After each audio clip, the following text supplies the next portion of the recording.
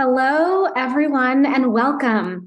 My name is Absar Malaku, Avodah's brand new Vice Chair of the Avodah Board, and I'm so thrilled to welcome you all to our Meet the Core Members program this evening. Our 2022-2023 core members are an incredible cohort doing work in housing, healthcare, legal aid, immigration, and so much more across the country. They are a wonderful group of young leaders stepping into a 25-year legacy of Avodah Jewish Service Corps programming. Yes, Avodah is turning 25 this year. That's amazing. But before we get to all of that, I'd love to share a bit about myself and how I wound up here welcoming you all. This evening, we are spotlighting the Avodah Jewish Service Corps, but as many of you know, Avodah has other programs centered around Jewish community, social justice, and leadership development. I participated in 2017-2018 in Avodah's non-residential program, the Justice Fellowship in Chicago. While it's different from the Service Corps in a number of notable ways, namely the residential component and the incredible work our core members do at placement organizations, it also benefits from those special ingredients Avodah does so well, building a lifelong Jewish community committed to justice. For me, this was a wonderful opportunity to connect with and learn from a truly interdisciplinary group of young professionals across a variety of sectors, all engaged in social justice work, deeply rooted in and informed by Jewish values. And 5 years later, I'm so happy to be stepping into the role of vice chair, a position I'm so proud to hold. Tonight, you're going to hear from core members across our cities to give you a taste of our work. You'll also hear from a placement supervisor and other members of Avodah's leadership. I can say from my own personal experience that the Avodah year is just the beginning. We know from 25 years of data that this is a lifetime commitment, and we're proud that 94%, yes, 94% of our core members continue working in social justice and anti-poverty work long after they move out of Bayit. To the core members in the room, the alumni community of over 1,500 is so ready to welcome you with open arms in just a few short months. And to everyone else in the room, thank you for being here. To our supporters, other members of the board, advisory council members, partner organizations, alumni, and parents of core members, we could not do this without you. So now we turn to our program.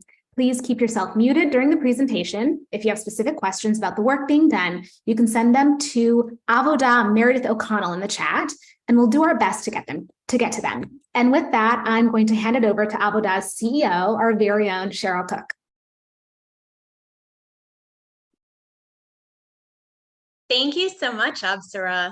I just want to start by saying, and you are all the first to know, that we have just elected our first chair and vice chairs of the board who are both alumni of Avodah. So you just heard from Absara Malaku, and soon you'll meet our chair. I'm just going to keep you there so you can wait. But it's a really exciting moment. So I've been CEO of Avodah for 8 years. And in this time, we've seen the pipeline from Avodah participant to leader thousands of times over. And when it happens at our doorstep, like alum, like Absara or Alana, who have become leaders at Avodah, it strikes such a special note. So now it's my complete pleasure to get to highlight our core members and placement organizations who demonstrate the power and importance of the work of Avodah's Jewish Service Corps. So today, we're going to speak with Julia Luazidis and Sammy Basilevich from the Promise of Justice Initiative in New Orleans. And before I turn to them, I have to say, we've had over 1,000 core members and hundreds of placement organizations, all doing important work across the country over 25 years. We could honestly turn to any of them. And we're so lucky to get to zoom in on the truly special work happening at Promise of Justice Initiative today, a placement organization we have partnered with for almost 10 years. And again, if you have questions, please type them into the chat to Avodah Meredith O'Connell, and we will collect them for the end of the segment if we have time. So let me start with you, Julia. I'd love to hear a little bit about your background and what brought you to Avodah. Sure. Hi, everybody. Lovely to be here. So I am originally from New Jersey, and went to school in Ohio. And basically what brought me to Avodah specifically was a desire to want to be in New Orleans. And so I graduated college in 2020 and was home for a couple of years. I had desires to be maybe a birth doula. I had desires to be definitely doing community-based work. And I knew that I came to knowing that I wanted to do it in New Orleans through just sort of a series of events. And one of those was visiting the city. And then some of it had more of like an academic perspective focused on different things that led me ultimately to want to live here and do this type of work here. And then when I found Avodah, I was really drawn in specifically by the opportunity to do community-based work in a way that seemed really just like well-rounded, really lovely, holistically focused on this community in a way that I think when you're coming in from away is really important to have a very intentional focus on. And then once I started going through the process, I was particularly drawn in by PJI, and yeah, just was a really lovely fit. I had previously not had an opportunity to do this work on a daily basis. It was more kind of in an academic setting also, or attending conferences, listening to people who maybe had been directly impacted, but not working with them every single day or in a consistent way. So that opportunity really spoke to me. Thanks so much, Julia. I'm going to come back to you in a few minutes. But I'd love to hear, Sammy, a brief introduction from you and hear a little bit about what is Promise of Justice Initiative. Tell me what you do. For sure. I'm Sammy Vasavage, as you introduced me. Thank you. I am the supervisor for the Avodah at our organization, but I actually was the core member back in 2014, 2015 at the Promise of Justice Initiative. So I am from New York originally, but I went to New Orleans for undergrad at Tulane. That was what brought me down to New Orleans originally. And then I found Avodah as I was deciding what to do with my year after graduation. And I was actually at a conference at Loyola Law School where I saw who ended up being my supervisor speaking. And I was so inspired by the work that she was doing. And I noticed that there were multiple Avodah core members at the conference. And that confirmed for me, this is what I need to do. I need to get in the room where it's happening and like be around the people that are making this amazing change. So that was kind of how I got to Promise of Justice Initiative. And what we do at PJI is try to create change in the criminal legal system in Louisiana. We try to use every single tool in our toolbox. We do civil litigation, criminal litigation, legislative advocacy, organizing, and then direct services, which is what our Avodah works on, what we call our client and family assistance program. And one of our main mission areas is ending the death penalty in Louisiana. We have a sister organization, the Capital Appeals Project, that directly represents folks on Louisiana's death row and their appeals. And we provide services to those clients, their current clients and former clients, many of whom are people who are serving life without parole. And so we want to focus on the people in the criminal legal system who are facing the harshest consequences and help them provide relief, whether through their criminal representation or just affirming their humanity by providing direct services that our Avodah is able to provide. Thanks so much, Sammy. Really appreciate it. It's always so great to hear about the work of Promise of Justice. Julia, why don't you tell us a little bit about what you do day to day? What kind of projects are you working on? Yeah, so my day-to-day, there are like a few different day-to-day structures, I would say, that look a little bit different. The role overall is a really dynamic one where you like one kind of part of the role is coming in every day to the office, and that specifically will be mostly me on phone calls with clients. And so, like Sammy said, all of the CAFA's client and family assistance clients are people who are currently incarcerated. And so basically they give our office a call and they ask for me or my partner in this work, who's through another volunteer corps. And we just talk on the phone with them. We fulfill their needs. We connect with their legal teams and just like basically offer companionship, support, advocacy. If they're having an issue specifically with the prison kind of as an entity, we can advocate on their behalf. So that's kind of like one typical day. And then but it's very client facing kind of across the board. And then another day happens every other week or so. I'll go up for a prison visit in person and go and see our clients, which is a really really meaningful experience, and getting to meet people in person, spending a couple hours with them, whereas on the phone, typically you spend maybe 15 minutes or they call back, so you might spend half hour, but it's really nice uninterrupted time to get to know them a bit more. And then another bit of the job that looks slightly different is offering family visits. And so we'll help to facilitate that process and bring family members who either have barriers to transportation or financial limitations on getting them to the prison, or just like that they live very far away and could use some assistance. So we'll go and pick them up, bring them to a prison visit, and then drive them back home. So that's a lovely touch point as well with their family members. And what's been most rewarding about your work? I mean, this work has been I would say the most rewarding experience that I've had to date overall. I think it's a broad answer, but really just connecting with the clients every day. I think the most meaningful facet within that is going and visiting them in person.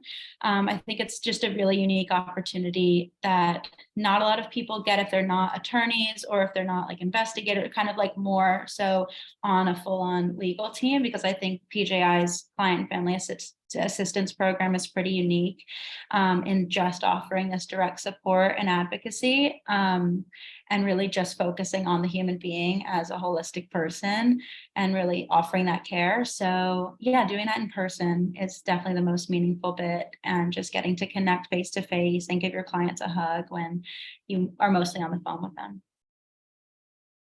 And what's been most challenging? It sounds like really hard work. I'd love to just hear a little bit, unpack that a little bit. Yeah, it's definitely really challenging. The challenge, like evolution, has kind of been a thing. I think when I first came in, it was just like a general overwhelm that I couldn't quite put my finger on, that it sounds like maybe like every person who comes through this role like finds and approaches and works their way through and has support to work their way through, but it's like a big learning curve. I think at this point where I'm like 2 months-ish out from the end of the year, part of the biggest challenge for me at this point is building relationship, like being in a role where your purpose is to build relationships, and then knowing that it's a finite experience and having your clients know that it's a finite experience and cycling out of that and doing sort of like the heart work with them to phase out and to phase the new people in. So that's my current largest challenge, I would say, just sort of like grappling with that. But like all throughout, the overtone largest challenge, I would say, is mostly just like every day facing how huge this issue is and how many people it affects, and just kind of like not coming to terms with that in a way that you accept it, sort of just like, you know, in like a passive way, but just sort of coming to terms with it enough where you can like make sense of it, I guess, or make no sense of it to then point out how it makes no sense and try to do something about it. So yeah, but being surrounded by coworkers who are actively doing that has been really helpful in getting through all the challenges. Thank you. Thank you. So Sammy, I know this is the 9th year that PJI is partnering with Avodah, which is incredible. What's this partnership meant for you and for PJI? I think our program is unique in that the Client Family Assistance Program is entirely run by volunteer service corps members. So it literally wouldn't exist if we didn't have the partnership with Avodah. As Julia mentioned, we have a second a Jesuit volunteer corps member now, but for the first like 6 years of the Client Family Assistance Program, it was the Avodah.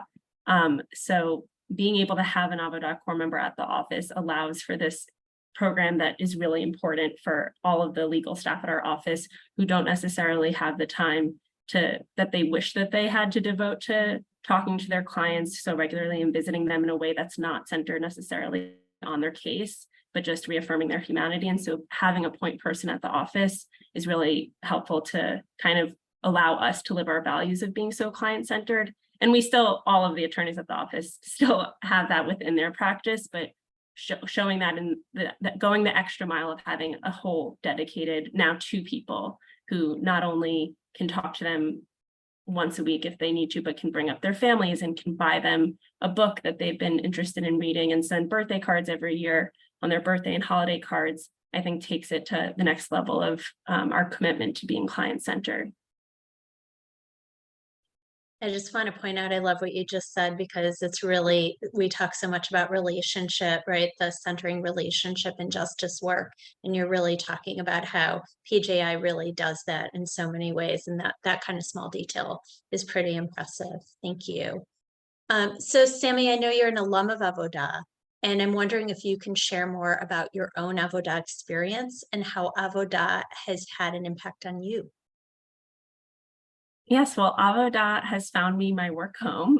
I have only ever worked at the Promise of Justice Initiative. As I said, I was a core member in 2014, 2015. I then stayed for another 3 years in a paralegal outreach coordinator role, and then went off to law school. And now I'm back as a legal fellow, almost staff attorney at the Promise of Justice Initiative. So for me, it professionally secured my work home, and really, I knew I wanted to do criminal justice reform work when I graduated college, but I didn't know what that actually looked like.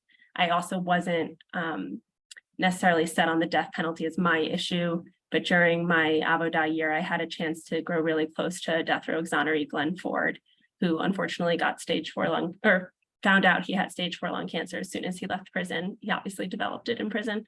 So I was a part of his care team as he was passing a year out of being freed. And so that experience really solidified for me that I want to focus on the death penalty and I want to help to end it. Julie and I are actually, hopefully, going on Wednesday to testify at the Louisiana legislature for the bill to repeal the death penalty prospectively in Louisiana. And so, yeah, if it's only because of Avodah that I'm here now doing that. So I'm really grateful for my professional career and what it's brought me in that sense, and then also the personal connections I've made through the corp, like my cohort who I'm still friends with, and the people that I met my Avodah year doing the work, who are still kind of my community. The criminal legal community in New Orleans is very small, and I kind of now have been doing it for a decade, and so I'm a kind of part of that community, which Avodah introduced me to, and I am very grateful for Avodah for all of that. Thank you for all of that. Thank you. Thank you.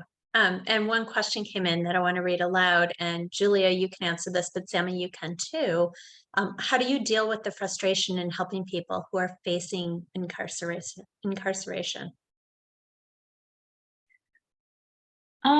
Deal with the frustration. I mean, I wonder if this question is talking about sort of like the frustration of being that up close to the system that's so frustrating. That's kind of how I'm interpreting it. I guess I would say, I alluded to it a little bit earlier, like just sort of that, the way that you get to be engaged with your coworkers who are doing such active and creative work, focused on things that people I think would largely deem as impossible, but they just go for it anyway, and they do it in these really strategic ways and very collaborative ways that bring in lots of really wonderful minds. And I think a lot of the time as well end up bringing in the client's opinions.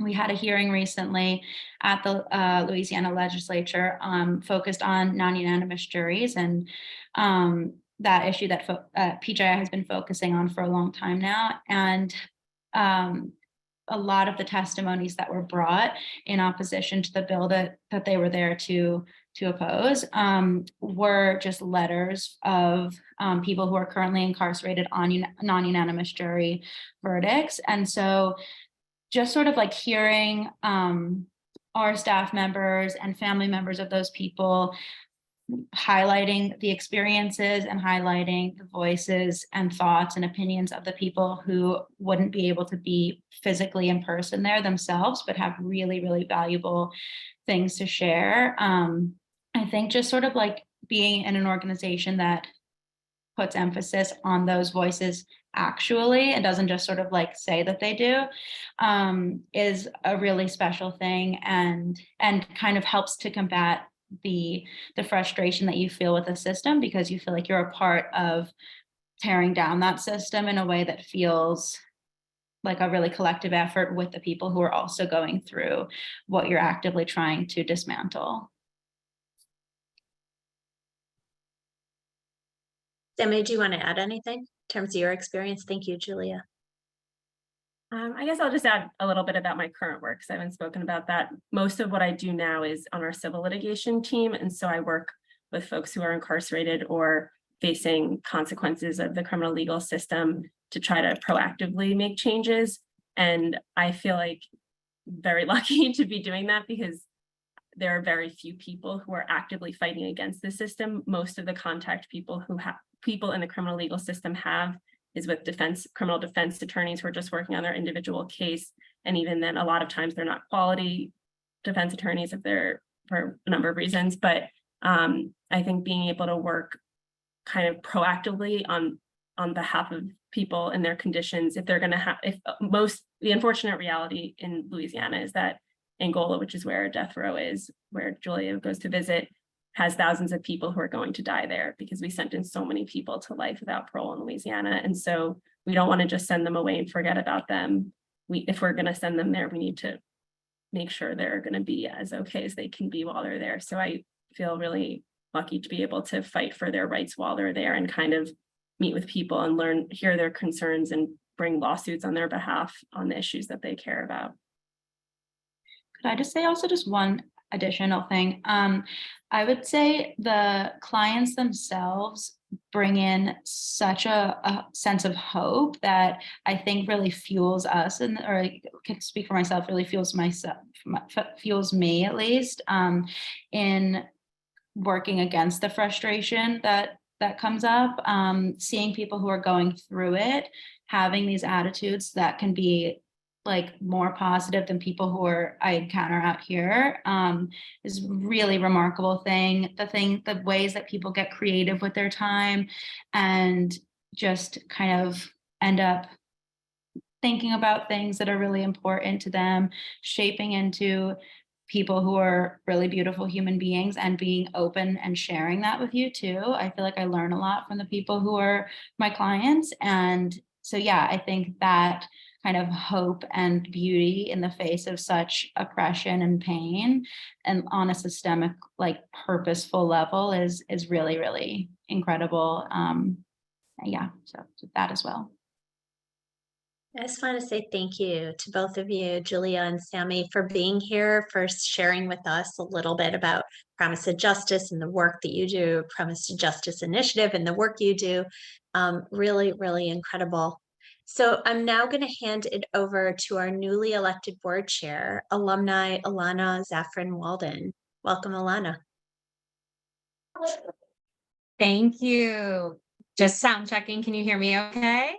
I see Naz. Awesome. And you will likely hear my kids in the background, who are in an indirect way a product of my Avodah experience. So I apologize, but not that much. My name is Alana Zafran-Walden. Before I read through my notes, I have to say, when I wrote my notes to introduce myself, I didn't know my mom was going to be on. So hi, mommy. That's my mom, Cookie Abram. It's good to see you. She also was the impetus for me joining Avodah. So thank you for being on. So my name is Alana Zafran-Walden. And as Cheryl shared, I'm the brand new board chair of Avodah and an alum of Avodah 0607 here in Chicago. I did the service corps and I've been here ever since. It's a real full circle experience for me to move into this chair role after being a core member 17 years ago, which makes me feel it's hard to believe it wasn't just yesterday. A lot has happened in the interim in the past 17 years, and looking back, so much of my life has been because of my experience in the service corps. As a 22-year-old right out of college, joining the service corps provided me with community that is still my community to this day. Got a text message from one of my former Vait mates last night, actually. And it set me on a career path, much like some of the ones you just heard about, that I am still on 17 years later. When I served in Chicago, I was placed out Umoja Student Development Corporation, where I worked for 12 years. I spent nearly a decade doing direct service with high school students and schools, and ultimately became Umoja's COO and interim CEO. During my tenure at Umoja, a highlight was starting and expanding the organization's restorative justice programming and restorative justice model. And I was only able to start that work because of connections I made in my bayit. I had a housemate who was doing restorative justice work. Today, I own my own consulting practice that focuses on continuing to support schools and districts across the country in restorative justice, while also supporting innovative new programs and policies that address youth violence in Chicago. In retrospect, my decision to join Avodah is one of the bigger ones in my life, one that I see playing out in every corner of who I am and what I am doing and as an adult today. As I already alluded to, in addition to the professional impact, I met my husband when I was at my Avodah placement. And so when I say my 5 and 8-year-old are something I indirectly credit Avodah to, I mean that. As always, when I get to speak with current core members, it is such a tremendous honor. You just heard briefly about how so many decades later, Avodah has shaped my life. And so it's really exciting that you now get to hear from some current core members, the next generation of members whose journey with Avodah is just beginning. I have no doubt that, like me, their journey will be a lifelong one. I'm really excited to be here tonight to facilitate this conversation, and deeply honored to be stepping into this leadership role for Avodah, and looking forward to expanding and deepening the impact that we have as an organization.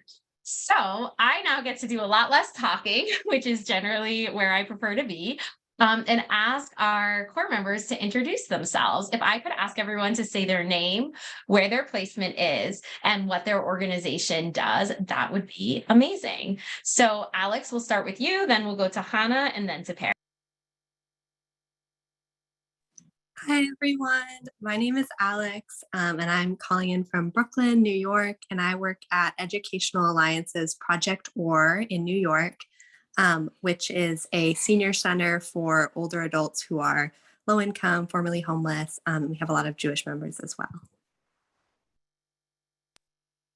Thank you. Thank you for the introduction, Ilana. My name is Hannah Sternberg. I'm calling in from Chicago, and I first and foremost want to thank the whole Avodah board for including us in this opportunity to share a little bit about our perspectives, and also all the participants here. I'm currently placed at the National Immigrant Justice Center, which seeks to provide free legal representation to immigrants, both with, who are in removal proceedings and those who are in current status, maybe have a visa. We provide litigation, we provide legal services to people who are detained, trafficking survivors, and I particularly work on an LGBT asylum project.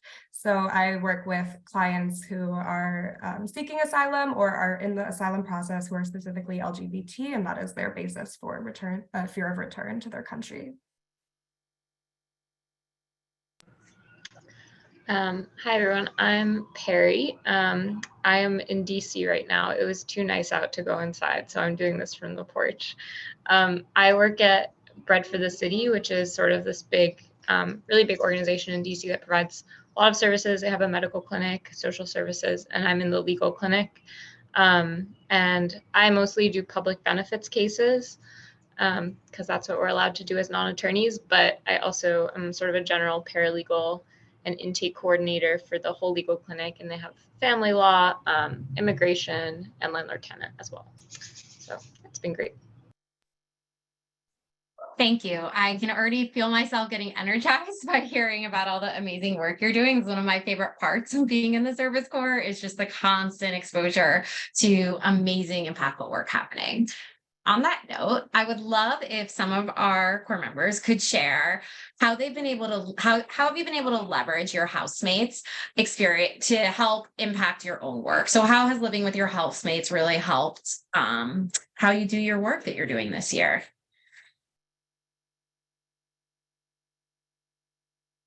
And anyone can chime in first who wants to. Perry, if you want to start us off, that'd be great. Sure. Um, I have a house with a few other legal clinic core members, and it's been really amazing to have like their insight into the sort of legal landscape in DC. Because I often have to refer clients to other clinics, and I feel like I really have like a behind the scenes look into what, SEDEC DC is doing on debt relief, or what the immigration world is like, and what the best referrals are. And so there's that, which is like really practical and has actually been incredibly useful for my job. And then also, my job isn't a lot of advocacy. There's not a huge policy bend to it, but I work with people who are doing more grassroots placements, and they've really inspired me to get much more involved politically, in like DC local politics, for instance. So I've testified a couple times now at city council hearings, and budget oversight hearings, and I would not have done that without my core member fellows at JUFJ. So there's sort of some mutual teaching, which is fun. And it's also, you always learn a lot, I think, by teaching other people. So I get to sort of like at dinner table conversations, tell people about what I'm doing, and it sort of helps me clarify things too, I think. Thank you. Alex, do you want to chime in on that? Yeah, I mean, everything that Perry said really resonated with me. And also, as someone working in more of a holistic community space that isn't so specialized like a legal placement, doing more like social services work, it's really helpful to have housemates and close friends who are doing similar work, but maybe more specialized, to bounce questions off of about things like health insurance or housing that my members might be going through. And it's also just so much more helpful to be able to text a close friend or housemate and get an answer in a couple of seconds rather than wade through tons of really confusing resources. Thank you. So I'm going to move us on to our next question, which is one we could talk all night about. As you know, the Avodah Service Corps has 3 pillars: a year of service at a nonprofit, communal living, and justice learning rooted in Jewish values. Curious how your experience has been so far with Jewish communal living and learning. A lot I could say about that 17 years later, so I can only imagine what you have to say about it in the present moment. But Hannah, if you wouldn't mind starting us off, that would be wonderful. Absolutely. So I think, before my Avodah year, I was really energized by Jewish concepts of like tikkun olam, repairing the world, but I didn't see a tangible way to integrate that into the work that I sought to be doing in my life. And so I think that Avodah programming has really helped touch on things that are so real in the kind of work that we are all doing, such as like secondary trauma response. That's something that we touch on not only in my work placement, but also in Avodah programming. And also during communal meals, my housemates and I are able to discuss things that we can uniquely relate on. And I think that these kind of trainings and workshops really help us sustain the work in the long run and integrate a Jewish lens to this work. I'm actually I'm going to be going to Austin for a Jewish-led immigration advocacy workshop and direct action in a few weeks. And looking back, 6 months ago, I never would have thought that I could really merge these 2 parts of my identity, my real passion for sustained like work in justice work, specifically in immigration advocacy, and also my Jewish identity. And I'm seeing that come to life only with the help of my housemates' support and Avodah programming. Thank you so much. Alex, do you want to share your thoughts on this topic? Yeah, it's overall just been a really validating experience. I know coming in, I was nervous because I didn't grow up super religious, and I come from Idaho, which is not a super Jewish state. But it's been just so validating to get to meet other Jews who have had similar experiences, like later in life bat mitzvahs or have gone through the conversion process or are Jewish and anti-Zionist. And it's also been great to learn from my housemates who have very different backgrounds and experiences to me, and just knowing that we still all trust and love each other at the end of the day. Thank you. So we're going to do a lightning round of questions, which means you just got to give us the top off the cuff, top of your head, what your answer is. Before we do that, I want to just acknowledge, I see that there's some questions coming in the chat and some others. We're going to hopefully have time to get to those. We're going to do a lightning round and then kind of a closing formal round, and then we'll get to audience Q&A. So if you do have questions, please do put them in the chat or chat. I think it's Meredith that is collecting them. Avodah, Meredith O'Connell. So for our lightning round, the first question we're going to do, well, let me start and say our order. I'm going to say you in the order that you're on my screen. So we'll go Hannah, Perry, Alex. Hannah, Perry, Alex. And our first question is, what is the best thing about your city that you're doing Avodah in this year? I think Chicago is a city made up of neighborhoods that are really distinct and unique from each other, and so pivotal in the overall culture of Chicago. And so the neighborhoods are what make Chicago, Chicago. There's something for everyone here.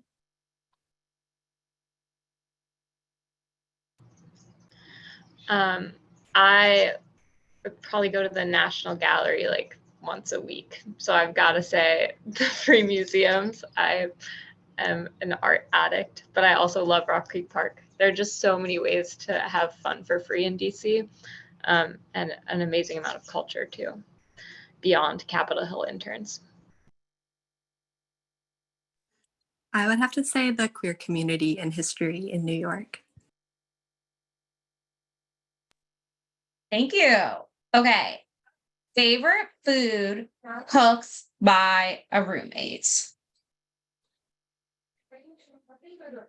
My housemates and I frequently on Shabbat will come together and bake our own pizzas, and everyone puts toppings on their own pizza and we share, and it's delicious.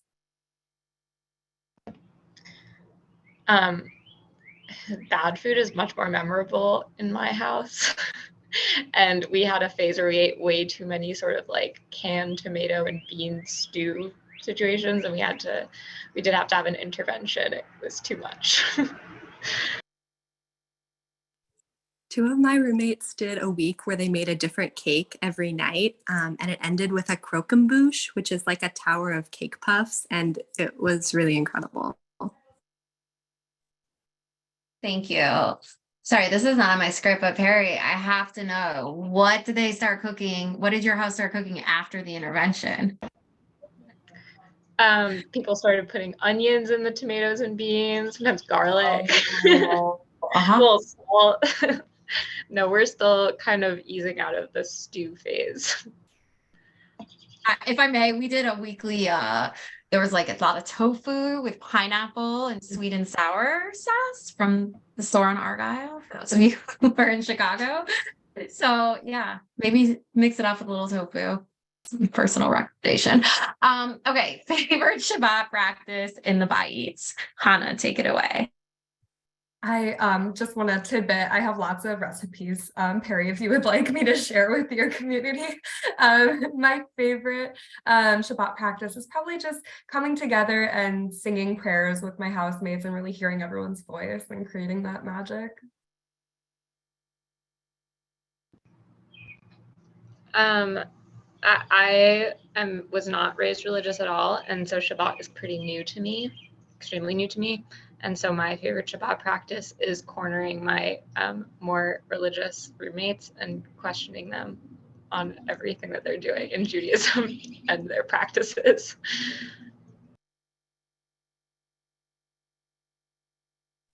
I also come from a not very religious family and a family of very tone deaf people in terms of like singing. So it's nice to live with people who are really good musicians, and have such a musical Shabbat every week. And I cannot contribute at all, but I love to listen. Thank you. And Perry, I think maybe I did the same thing as you when I was in Avodah. I was like, what a good way to describe how I spent my Shabbat evenings in Avodah. And that roommate Ori is still someone I call frequently if I have any questions about more traditional Jewish practices. Thank you for that lightning round. We're going to end with one more formal question, which is hearing you talk briefly about how this year is impacting you overall as the year is winding down and what you think you'll do next. No pressure if you don't have a plan yet, but please feel free to share what you have if you do have ideas. And I'm going to go opposite way this time, if it's okay. So Alex, we'll start with you and then turn over to you, Perry, and then go to you, Hannah.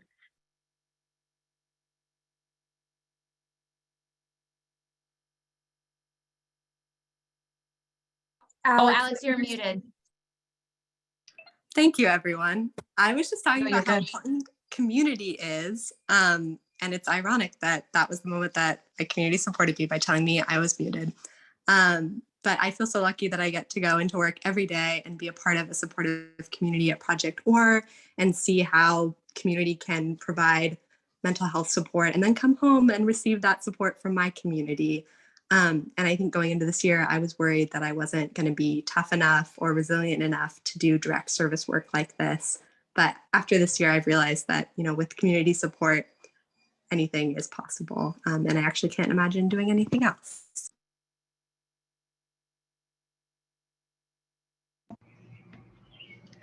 Yeah, I similarly have come to realize how important it is to be surrounded by people who care about the same values as you. I thought kind of hack your way through it on your own, but you can't. And it's much more sustainable. And it's also just kind of cool to feel like the whole world is doing this work, even though, of course, that's not true, but it kind of doesn't hurt to have that fiction. Also, just living in this community, I think I've learned a lot about when I can sacrifice my own needs for other people's needs and when I need to speak up for myself, and just sort of the back and forth and negotiations of living with so many people has been really valuable for me. Yeah, Perry, that really resonates with me. Negotiations and developing compromise, living with so many housemates. I think that is such a transitional skill that I've developed in my Avodah year, specifically through the programming and living communally with and intentionally with others. I also am keeping my opportunities open for next year. I have solidified that, I feel very passionate about justice work and immigration advocacy in a kind of expansive way, even though my particular placement and role is pretty niche. I feel like I'm getting that holistic context from Avodah and from other, opportunities that my housemates are involved in immigration work that they've shared with me. One of the main skills that working at NIJC has helped me really hone is professionalizing my Spanish language in a legal capacity, since most of my clients are from Latin America. And that is something that I really want to take with me into my next role to continue working in bilingual spaces. And I cannot be more grateful to Avodah and NIJC for giving me that opportunity as someone who didn't really have that opportunity in college to have that kind of applied knowledge. Thank you. We're going to head, we had a few questions from the chat, and one of them actually is similar and a perfect segue from what you just shared, Hannah, which is wondering, I think you just spoke to this, Hannah, but Perry and Alex, we'd love to hear from you if you have thoughts on how your work experience this year has changed or not your interest in the type of career you want to pursue. And I will just chime in while you're marinating, because I feel like I also have a bridge here that I actually came to Avodah wanting to do legal work, and particularly with bilingual Spanish, English speaking communities, because I had spent time on the Mexico-Texas border in college. And when I got placed in Chicago, there was not a legal placement that met my desire, but my plan was always in Chicago for a year, I'll do this work for a year and then I'll leave. And then I stayed for 12 years. And now I'm in the youth education space, which was what my placement was focused on. And so I know for me, like it took a little tugging, I think. I wasn't quite ready to give up on my original plans yet, but it had a really big impact on me. And so Hannah, it's really cool to hear how your experience this year has like solidified and is kind of propelling you on where you hope to go next. And Harry and Alex would love to hear if you do have thoughts on this. Yeah, I can go. I'm sorry I missed that. I actually deferred from law school to come to Avodah, and I'm really glad I did because I was excited. No, I was not excited for law school. That's a lie. And I can't say that I am still excited for law school, but I will say that working at Bread for the City has made me excited to be a lawyer more than I had ever been. I every day wish that I could do the things that my supervisors do, and they very kindly let me come as close as possible, but at a certain point you need a JD, I guess. So I am going to law school in the fall, and it's also, though, expanded the variety of legal professions I could see myself in. So I was pretty narrow-minded before I really thought I wanted to do criminal defense, and actually working on call and hearing people with such a bizarre variety of legal problems around the city has really made me much more interested in employment and labor law. And then some Avodah programming has also sort of solidified that interest. So it's just opened my eyes to other potential paths post law school. Yeah. I'm also really grateful to my supervisors for sort of showing me a path forward. They're all social workers, and getting to work with social workers who are both very critical of social work and have a very radical approach to it, and also very dedicated to the work that they're doing and the community that they're working in has been really empowering to see. Thank you. So our final question before we close was one that came from the chat. And I love this question. It is, how did you choose the physical location or city of your place? How did you end up in the city you're in? Or did Avodah just kind of place you there? Do we have maybe Perry, do you want to go first this time? Sure. I was a very, very last minute, as I mentioned, applicant to Avodah, and it was between Chicago and DC. And I actually went to undergrad in Chicago, so I was ready for a new city, and I didn't know much about DC, so it kind of felt like a fun way to move to a new city with a safety net and like a job, and the job seemed great. So it was sort of one of those things where the city wasn't like a huge factor, but the option to have this safety net in being a little bit adventurous was really great. And I am so happy I came here. I wish I could stay.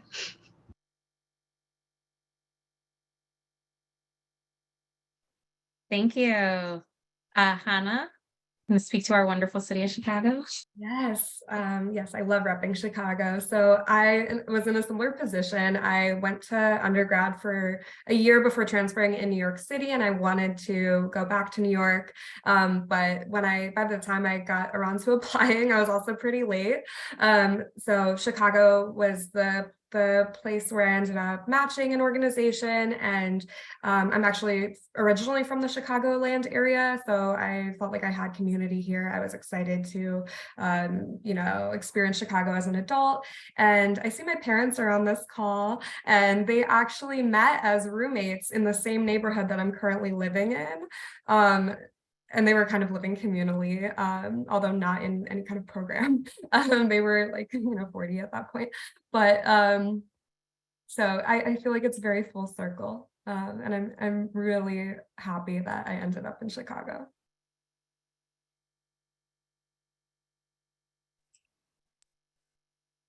Alex, you want to close us out? Yeah. I think I've always just been drawn to the adventure of New York, and it's definitely lived up to it. And I also think that there's really no better way to move to New York. I was definitely nervous about being in a city that is so big and has such a big reputation, but coming in with this like built-in community and support has made it an incredible experience. Thank you. So I want to once again thank you, Hannah, Perry, and Alex for being on. They did not talk about how busy they are in the Service Corps, but they're busy. They have night programs and day programs and communal living. So thank you for taking your time to be with us. Thank you for the work that you're doing. On behalf of the board, on behalf of everyone here, we appreciate you and are inspired by you. I now get to turn it over to Cheryl Cook, the CEO of Avodah, who is going to finish us tonight. So Cheryl, take it away. Thanks so much, Alana. And I just really, Alex, Perry, Hannah, and Julia and Sammy, I'm really just so delighted that I got to hear everything you just shared. I feel like I have conversations all the time, and I am sitting on this call learning new things from all of you. So thank you so much for being here, for joining, and thanks Alana and Apsara. I'm really proud of the work that all of our core members are doing. And it's really been so fun to just hear the conversations between core members and alumni who are now supervisors. So Sammy, that was really special to hear you talking as a supervisor. I know I met you first when you were a core member, and alumni who are board members. So it reminds me that our community is not confined to the 11 and a half months of the program. It really lasts a lifetime. So as I close this up, I ask that if you're on this call, you put some blessings and wishes in the chat for our current cohort as they begin to wrap up their year. What do you hope they're going to take with them out into the world? Please put whatever you're thinking about, whatever wishes you want for them into the chat, and we will collect them for the core members at the end. And while you're doing that and thinking about that, I'm going to close us out and roll a slideshow of the year. So like we said, there's so many more amazing core members in this year's cohort. You got just a taste of incredible group of people, and we wanted to give you a little glimpse of what life has been like for them across the country. This first slide is actually a comic that one of our core members, Shani Calico, in New York created to describe the Avodah experience, and I think it captures it perfectly. So it's really hard to read, it's small, so I'm going to read it for you. And it says, being in Avodah has connected me to community that is always down to show up, community that knows the healing power of a meal together, community that I learn from constantly, and that grounds my belief in the collective power of we. So this is what it's all about. And if you've been inspired today to be part of this community and serve as a Jewish Service Corps member, or you know someone in the 21 to 26-year-old range who would be, we are still recruiting. We have spots, and I loved hearing from, I think that Perry was talking about, Perry, maybe, and Hannah were talking about how you were late and you signed up a little bit later. We still have a few spots open for our 2023-2024 program year. And we have openings across our program cities at, as you heard, at leading not-for-profits that are doing crucial work on issue areas such as immigration, criminal justice reform, public health, and much more. And you can go to our website and pass it along, please. Finally, for those who are so inspired, our program year is coming to a close. And I want to thank you. I know many of you support Avodah already. Your support is essential and as important as it's ever been.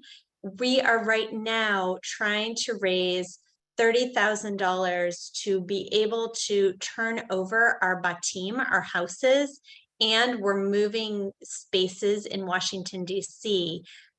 So getting the houses in good shape for next year is always important. This is the place that our core members come home to after a hard day of work, and the place where they build community and care for each other. We're really committed to continuing to make improvements in all our houses this summer, and we would love your help if you're able. So there's going to be a QR code on the slideshow that makes it easy for you to make a gift if you're able. Thank you for those of you who have already been too generous to Avodah this year. And if you're moved to make a gift tonight to support this buy eat turnover and our move campaign, it is just really helpful. So with that, I just want to say thank you for everyone for being here. Thank you for being family, friends, supporters, mentors, and so much more, to Avodah's core members. And thank you for being part of our wider community. I love hearing people's parents are on the call. It's really incredible, Hannah and Alana. It's really, really great. Sometimes my parents join too. And if you have any questions, please reach out to me or others on our team. I want to thank my team who are here also and made all of this happen, put together the slideshow and talk to the core members ahead of time. I really work with the best people. I hope you have a great evening, and I'm looking forward to being together again soon. Thank you.